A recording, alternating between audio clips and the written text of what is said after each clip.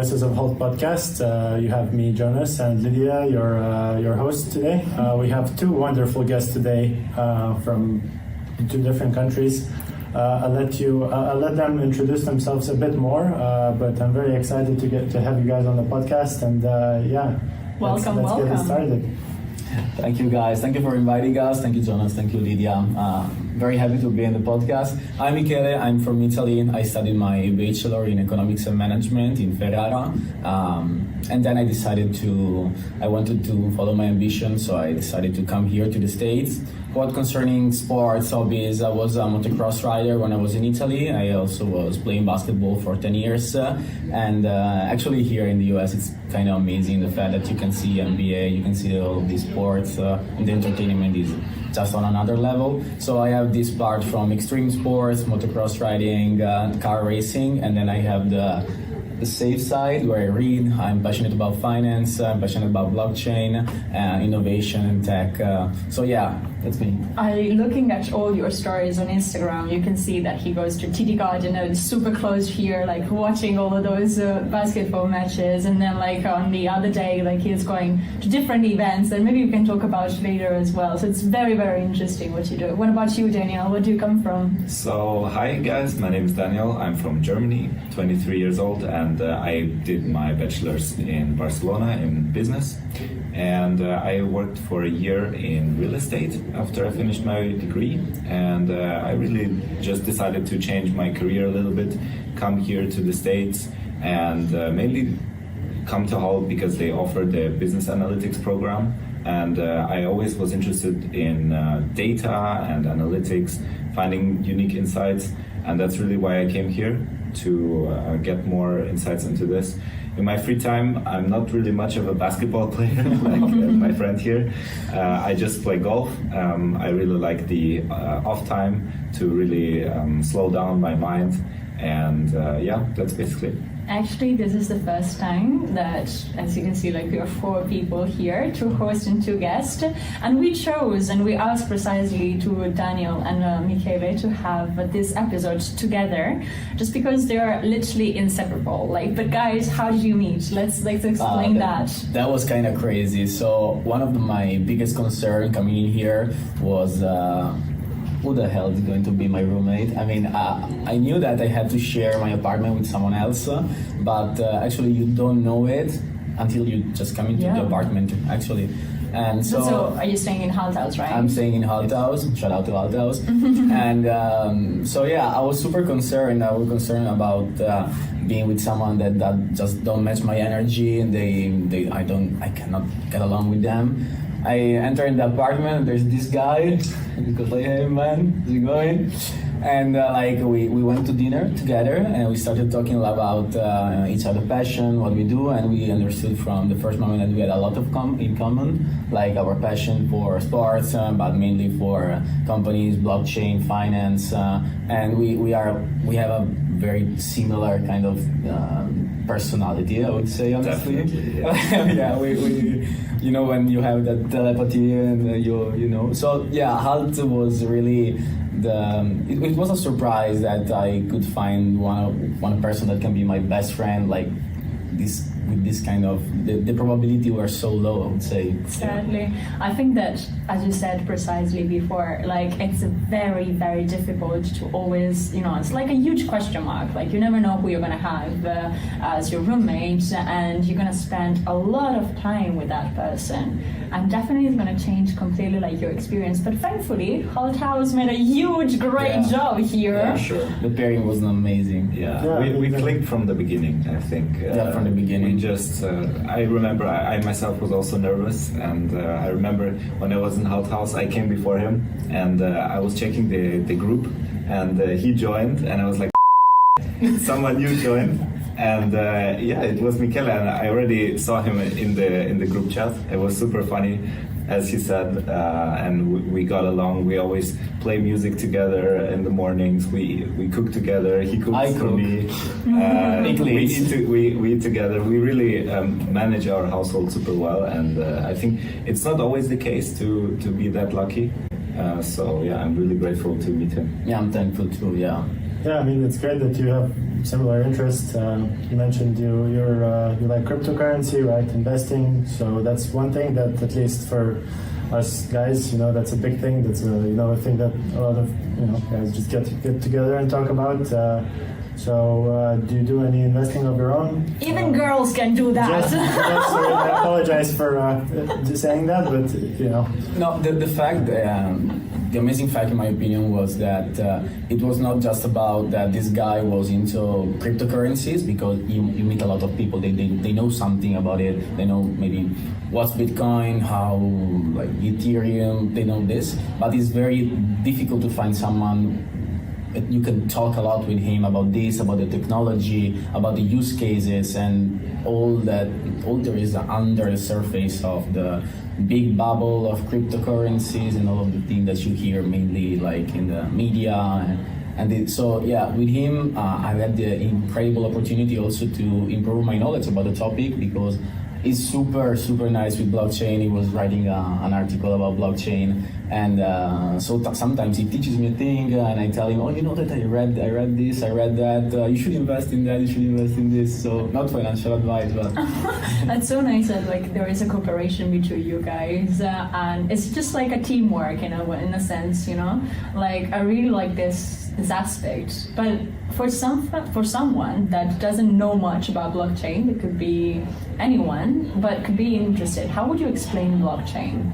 Okay, so easy terms, please. Super easy terms. Honestly, I would start from many people. They believe that their innocence was this amazing period just because the artists were doing something, they were painting the churches, but their Renaissance was an amazing period also for the economics, because they discovered with mathematics that they could take all the transaction and they can put the transaction in ledgers. So they could do transaction all over the world, and they could send ships to the America, and they could do this in a safe way, trusting each other's, just writing on ledgers.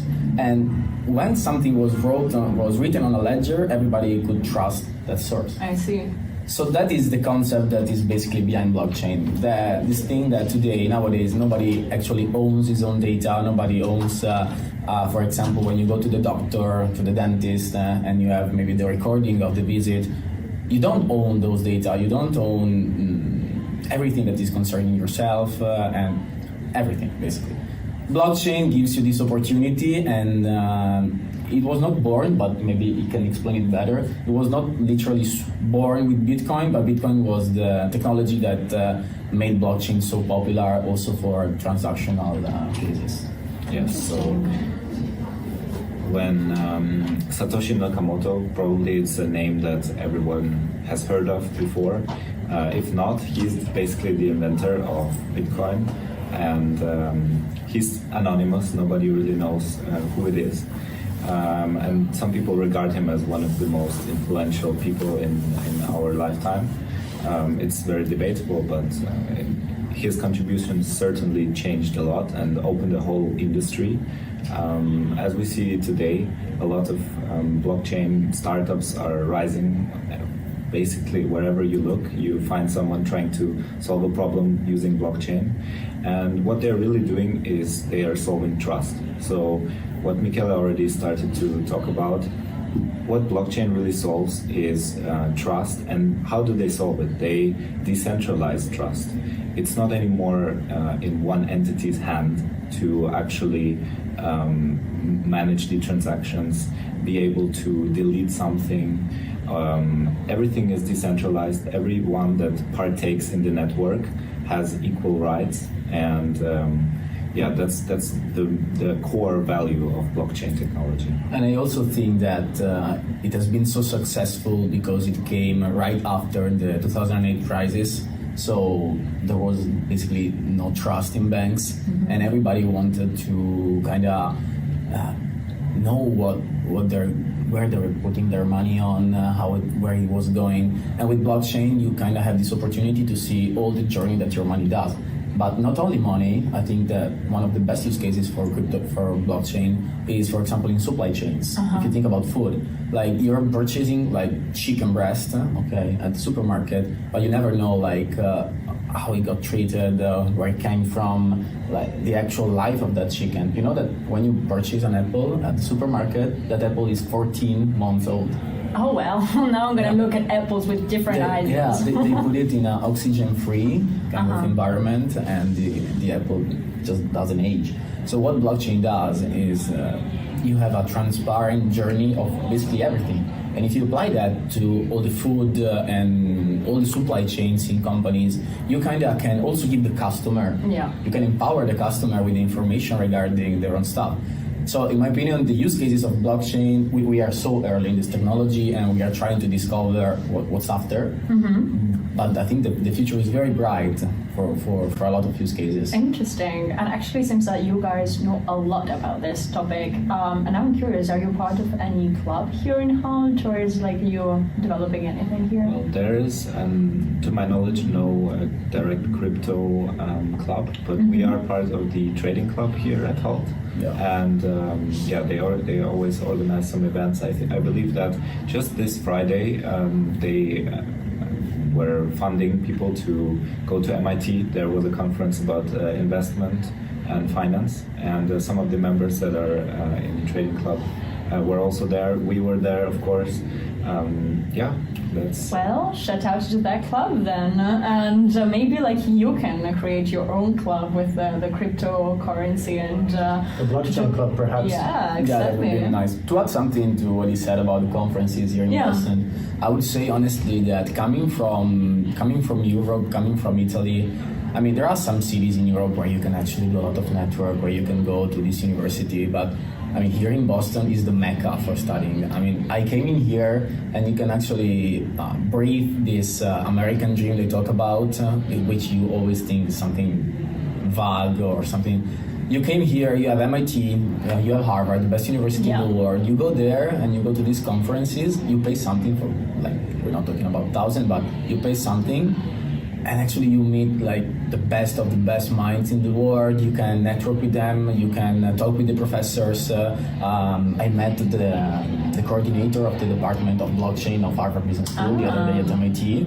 And we talked about Algorand, which is one of the best projects in my opinion, which is here based in Boston. And the founder is Italian and is a cryptographer of MIT, which won the Turing Award. So you just build these connections, you go there, you meet people. If you have projects, if you have ideas, you can expand them, you can take feedback. This whole environment that there is here is just amazing in my opinion, and being able to live it and to exploit it, I would say, is just... We always talk about Boston and Hult as a place that can have a lot of diversity inside, like in the sense that here in Hult is like literally one word inside one building, but it's not just like the culture that is different, but even like the knowledge that like someone has about one topic is completely different, and the passion that maybe someone has is completely different from another one. But like between all of those differences, you can still find some similarities. And then having like being located here in Boston, having literally right next to our door Harvard, MIT, Boston College, all of those are not just competitors, but even sources or just like universities that they can promote even us, like, you know, like can change what we're doing. So it's pretty interesting. How often do you go to those events? Well, so we really try to go whenever we have time. Obviously, we have a lot of projects going on, a lot of assignments, and during winter time, we took the time and we're looking at the calendar. When are the events? What are we interested in? When can we go? And we try to plan ahead, because also in terms of money, you oftentimes get discounts when you sign up for these events earlier. So yeah, we just try to plan ahead. I do believe that a lot of people are not taking advantage of the whole atmosphere, as you were talking about, being in Boston. I feel like a lot of students of Hult, maybe they are not that interested in doing all of that, but I do believe a lot of people are missing out on the my opinion is this is incredible. I agree incredibly, because once you start doing this kind of stuff, you really feel like it elevates you. You know, you have this feeling of the potential of achieving something better than what you're doing right now, and you feel that your ambitions are closer when actually you meet these people and you learn a lot of. You learn more about what you're interested in. For example, it's 26th of February, there is the 31st conference at Harvard, that conference. There's going to be like all the best people in fintech, in innovation, in medicine. And like you go there and there is these people that speaks openly about the projects, what they're working on, and you can meet them directly and you can ask them like, hey man, I knew that you were working on this. How is it in the backstage? And they just tell you, and it's just amazing. They're even very approachable. I mean, for people, I myself, I'm not the most sociable guy. I never before networked, and it can really be a difficult step to do for the first time, to come up to someone in the conference and just start talking. But in my experience in America, people are very approachable. They are super nice to everyone, and you really don't need to worry about what to say or if you're doing the right things. Just come up to people, say hi, and everyone is super nice to you. So do you have any maybe tips or tricks for the viewers who are maybe nervous about approaching someone in a networking environment? Do you have any things that you do perhaps to feel a bit more comfortable when you're approaching someone? Americans, they just love to talk about the weather. I don't know why. Or they just go, and just like they go around, oh, today is colder than yesterday, like by 1 degree. You know, that's amazing, it's incredible. Yeah, Jesus Christ, 1 degree. So yeah, sometimes they also like the small talk, you know. You just and we do like to talk about food. I'm Italian as well, and every single time that someone is talking about food, I'm in that conversation. Exactly. So they just like the small talk, and once you approach them in the easiest way possible, they are so open. For example, you notice someone that is dressed in a good way and you just like it, you can go there and say, oh man, I like your jacket, and oh, that's nice, I bought it here, and you go, oh, I also bought that there, and you just talk. So right. And there is nothing such as this guy is too high, he's the CEO. No, it doesn't exist. You can talk to whoever you want. Yeah. What about you, Daniel? Do you have any tips? Well, just at this conference, I spoke to one of the speakers who was the ex-chairman of IBM, and I actually didn't know who it was at all.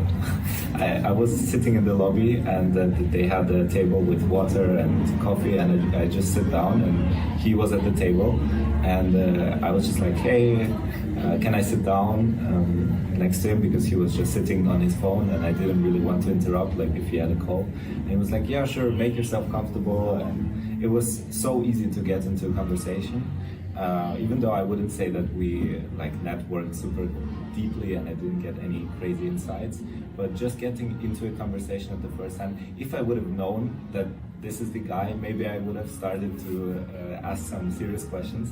I didn't at that time. I just, after the fact, I saw him on the podium and speaking. I was like, oh, that's a great story. Exactly. Yeah. But sometimes like you just need those little icebreaker moments when you just like feel released about feeling confident even to just speak with someone, and that could be anyone. Like you can speak to someone that might be a professor, or just a student even, or a CEO of a company that might be like your future boss or your future colleague, who knows, you know? So it's very interesting, all of those facts. And we talked a lot about like all the different events that there are around MIT, Harvard as well.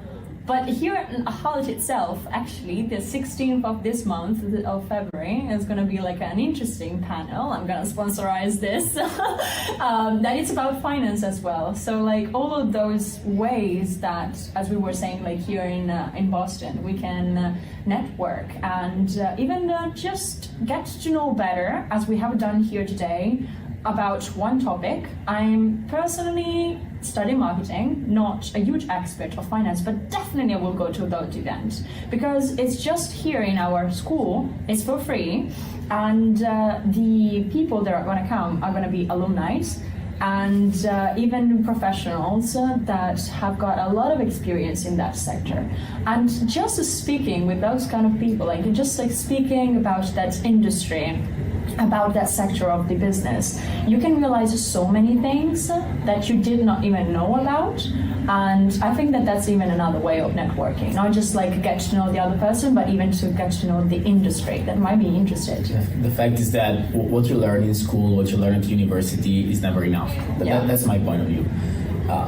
If you want to work, if you have ambitions, if you want to be not the average guy, you need to go outside, to gain knowledge, to get out of your comfort zone. This means also networking and meeting people, but at the same time means that if you have free time, just don't Netflix and chill, but maybe read something, discover a new passion. For example, I discovered this thing that now with AI, you hear about ChatGPT, you hear about all these things that are going around. What's actually beneath this technology? Yeah. So I just bought 2 books and I started reading. Nice. Also he did. And I'm trying to understand it better. So when I read about that, I know I can say, oh, that I know, and I can be like critic on that, and you can talk with other people on that. Yeah. And when you go to meet other people, you have something to say. So never be satisfied with what you have or what you hold right now. Just aspire for more. So you said ChatGPT, my face lit up. I love ChatGPT. I read all about it. He's an expert. Have you seen the Google's new AI? It's called Bard, I think. Yes. Are you familiar with it? Do you have any opinions on who's gonna come out on top? Yeah, so I believe that Bard is still in the test phase. I think it was not really fully released to the public as ChatGPT is. But Bard has received pretty harsh criticism from the testers. So what I've heard, I haven't tried it myself, it's not as good as ChatGPT, and obviously the valuation of Google dropped in response. A lot. They had a mistake in the demo, I think, when they were showing it at the launch party, and they had a mistake. It gave a wrong answer, and the share value of Google went down by like 100 billion capitalization. Yeah, it's a lot. It was factually. It's one little mistake, and it can change so much. Factually incorrect, and actually it's not only Google, it's also Microsoft. They introduced their ChatGPT version basically to their search engine Bing, and that one seems to be going way better than the Bard. I do believe, however, that all of these big tech companies will at some point become almost interchangeable. You will not notice a big difference. I think that Google has an advantage to a lot of the other AI companies just because of the amount of data that they have to train the model. Obviously, not to get into the data parts too much. I had some courses of AI and machine learning, so I know a lot about it. But I do believe that it's going to be a very interesting time in the next 5 years. We will see a lot of development in the AI space, and it will change many industries, how people work, how we answer our questions. I think it will be very, very interesting. It's interesting even because today, for example, in my class, just today, a brand strategy class, Matt Johnson, our professor, was just bringing this topic out and suggested us to reflect on this topic, which I found it pretty interesting because it's super new, and we can just like propose what we think, like just like based on assumptions, you know. Of course, like we can read a lot, like in different articles, books as well. But like having a professor that suggests you, that like encourages you even to think about the future on those terms, I think that it's pretty interesting. So I really like that, and that's why I wanted to shout out to Matt Johnson. I can add to that. Also, I think that professor here in Hult, they do an amazing job to put everybody on a working a work environment, because for example I had this professor Mukul Kumar, shout out Mukul Kumar. Exactly. And it was amazing because he was giving us this assignment from each class to the other to search 2 articles on all the different newspaper that Hult gives us access to, and you have to be critic on the data that you find in those articles, and you actually have to come up with your assumptions, and you have to make other research, and you have to comment that, and so this like pushes you to learn more, and so yeah, Hult does this very good. I think in general, Hult, the whole concept of doing projects as your main way of evaluation, I think it's very practical. A lot of universities are lagging behind in this type of evaluation method. I think that it really throws you into the water and creates a real world like simulation. We do get a lot of chances to really apply, right? We have the business challenges. Yeah. We're in a team for the next business challenge. I'm looking forward to working with you. It's going to be great, I think. Yeah, totally. But yeah, as you mentioned, we do apply in every class, basically. Even if it's a very theoretical class, we apply a lot. Yes. So that's a really great way of learning. That's the difference between here and Europe, I would say. And when you want to learn, you want to be practical. You want to work with people because outside there, you have to work with people. And if you just don't know how to, you will be screwed, I would say. Yeah, exactly. Like teamwork is an aspect that Hult is teaching us in many different aspects, like in many different courses, but even assignment itself. So yeah, working with different cultures, with different, as we were saying again, like to wrap it up, as we were talking about it since the very beginning, like different cultures, different ages, different knowledge about one topic, different skills, and still here we are, all in the same building. But you come here, like for example, in my opinion, when I was in Italy, you're in Italy and you're used to work and to study with people that come from 20 kilometers range, I would say. When you work with people that are just from South Italy, maybe I'm from the North, and when you work with people from the South, you feel a difference sometimes. But you come here and you work with American students, South America, Australia, Japan, India, Europe, Africa, and actually everybody feels the same. I think it's incredible, and that puts you like, you can actually say that the world is your box and you can do what you want. That's amazing. Exactly. I really like this mindset as well, you know. Speaking of teamwork, how do you find working in teams here at Hult? Maybe you have any projects that you are working on right now that you would like to share, or maybe tell us about? Yeah, sure. So I met a lot of really smart people here at Hult, very interesting people from my cohort and also from other programs. Obviously, he's one of them. I'm actually participating with my team at the Hult Prize. It's a organization. I do believe that Hult is putting money down to fund the whole prize. So it's about sustainable fashion. I'm not sure how much I'm allowed to disclose because the official pitch has not happened yet. Then let's not. But I can give some insight. So basically, all the teams are competing, trying to solve a problem in sustainable fashion. It's very interesting. It's been a wild ride so far. I'm working a lot. I'm also preparing for the Harvard business case. I believe my friend here is also participating. There are a lot of projects, and as we touched on before, it all comes down to you. What are you ready to do in your free time when you don't have your assignments to do? Where do you put your time? If I imagine myself like in Europe and I say a year from now we'll be working on a Harvard business case, actually working at Harvard, competing with Harvard people, MIT people, and all the universities in here. And actually that puts like a lot of pressure, a lot of you have to work, because maybe you start and you say, okay, let's do it. Let's put $40 on that, let's start. But then actually you see that this is very, you have to work to achieve that, and to win it, you feel it that is incredibly difficult. And I just like it. It's just very nice, the environment here. And to go on these terms, our tradition is that we're going to conclude the episode by asking you guys one question. And I want to even hear like your reply, Jonas. Our previous guest made a question. I'm not going to say who did it, and then actually you guys are going to prepare a question for the other ones, for the next speaker as well. And one question that like our previous speaker asked was, when you found out you were an adult, when did you realize that you were living an adult life? Ooh. That is actually very, very It's interesting. a very tough question to answer. Maybe I can go with the funny one and I can go with the serious one. Oh, okay, we do have two replies. The funny one was when I went to buy groceries myself. Recently. Yeah, I had to spend a lot of money by myself.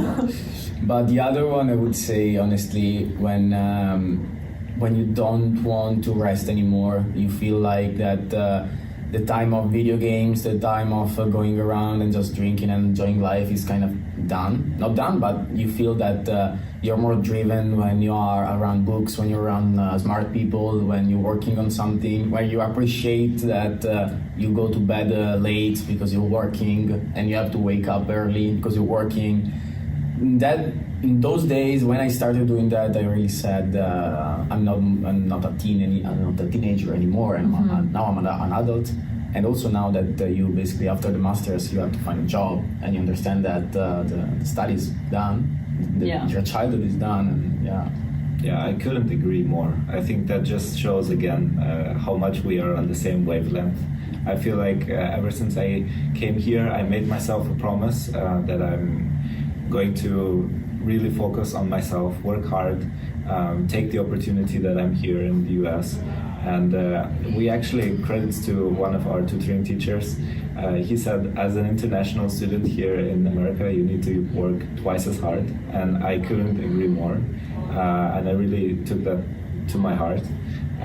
So yeah, I feel like the moment that you realize you don't want to rest, you come home, you work, even when you're lying in the bed, you're thinking, what are you gonna do tomorrow? You're not thinking about chilling. You're not thinking about spending your time. You're thinking how to spend your time productively. I think that's really the tipping point. Mm-hmm. What about you, Jonas? What did you feel? I think I cannot top these two answers. So next episode when I'm on, if I'm on, You will be on. I'll try to answer that. But for now, I don't think that can be topped. And I fully agree with you guys. You know, sitting in bed like late at night, knowing you have something in the morning, and like still working on it. You know, that's a great feeling when you finally finish that project. It's much more rewarding than going out and seeing some friends or whatever. Of course, you have to do that, but it's a much more rewarding feeling when you actually achieve something by your own hands, sweat and blood poured into it. That's a golden feeling. Hard work pays off, guys. It pays. I've already replied to that question on the previous episode. So, guys, if you want to write any of your replies for this question down in the comments, please do. And now I wonder, what would be a question that you two guys have for our next speaker that you don't know who he or she is going to be? What would you suggest? I would say.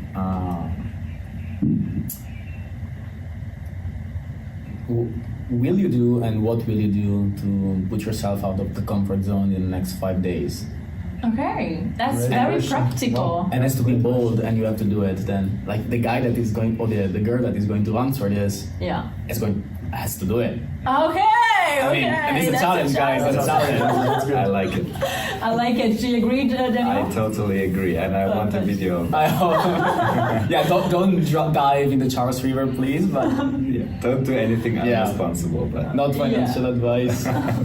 Perfect. Then thank you very much, guys, for having been here and talked with us. And see you around Hult. Thank you, Thank guys. you. It was amazing. Really awesome having you on. Bye-bye. Bye. Bye.